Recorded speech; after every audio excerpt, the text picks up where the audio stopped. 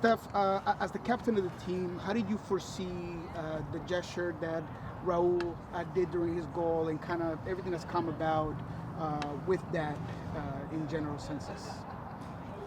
I see a passionate, hungry player who wanted to come onto the field and help his team turn it around, and he did so. Showed his quality, and I think it shows that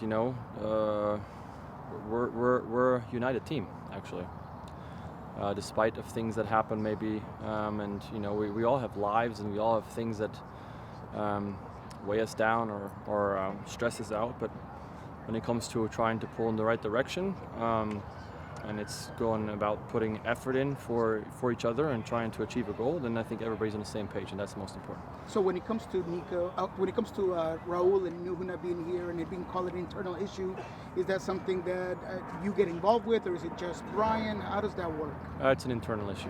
I wouldn't even call it an issue. It's just something that we're handling internally, just to make sure that we're all on the same page moving forward, and everybody knows what's expected of them. But yeah, like I said, I think the most important is that we're fighting for each other. We're trying to help each other, and he came in and did that, and knew who worked his butt off too. So that's all I can say. As a captain, I'm happy about that. This is a group that's been together 5, 6, 7, 8, 9. I mean, you've been here 10 years, right? There's a lot of these guys all know each other. There's presumably a lot of history that everyone has with one another. Does that help, or does that just another layer that complicates situations like what's going on right now? Honestly, I'm a firm believer of each season. I mean, it's nice if you have a little continuity and people know about the history and what's expected, and trying to maybe bring some of the good things across seasons in terms of your identity and what it means to be a Sounder. But other than that, I think it's important that you go about every season as an individual season. We have to make experiences as this team. We have to go through ups and through downs as this team. We have to hold each other accountable as this team, not as one team from 10 years ago. It doesn't matter really. It's most important that the newest guy feels just as important as the oldest guy on that current squad. That's what we're trying to do. That's all I can tell you. How difficult is it for you to be answering questions about internal issues right now, given that you guys have now gained some momentum going forward? And is that something that you see as not only your responsibility, but something that you are trusted with doing so in a way that'll diffuse situations? I don't think it's difficult, because I'm not going to give you guys anything, because it's an internal thing. This is where fans and media would love to be the fly in the room, but this is handled best amongst ourselves to make sure that we are actually going to get stronger. It's not gossip. It's not can't believe this happened or whatever people might want to hear.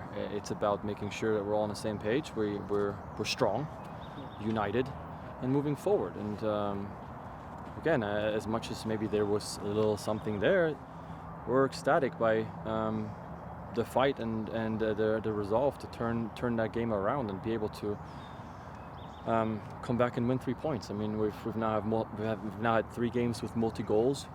We've had 2 games where we come down from 2 goals. It bodes really well. It's a lot of signs that we've been waiting for.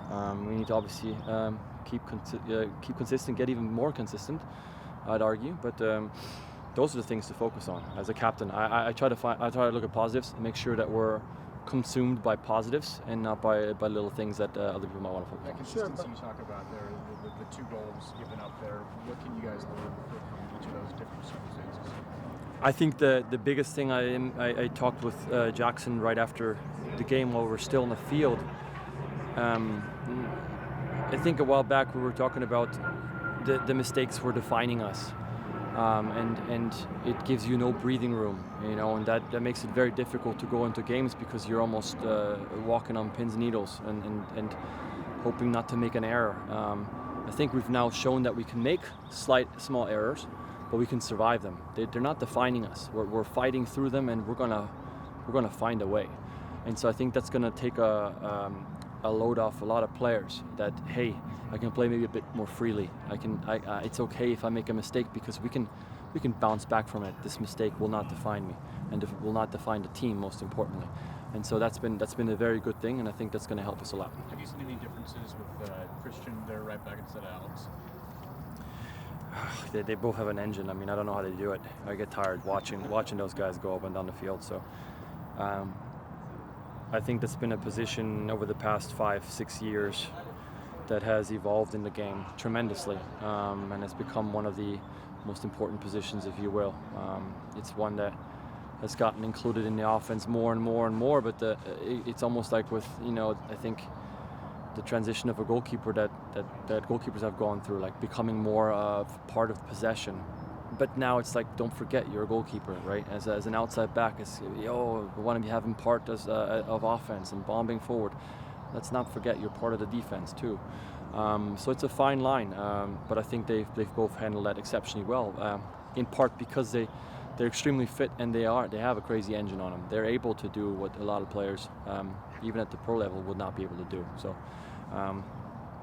I think also Christian has shown throughout his career that he's a very versatile player. He can be slotted in a lot of positions when we go down a man, and not just do okay, but perform quite well.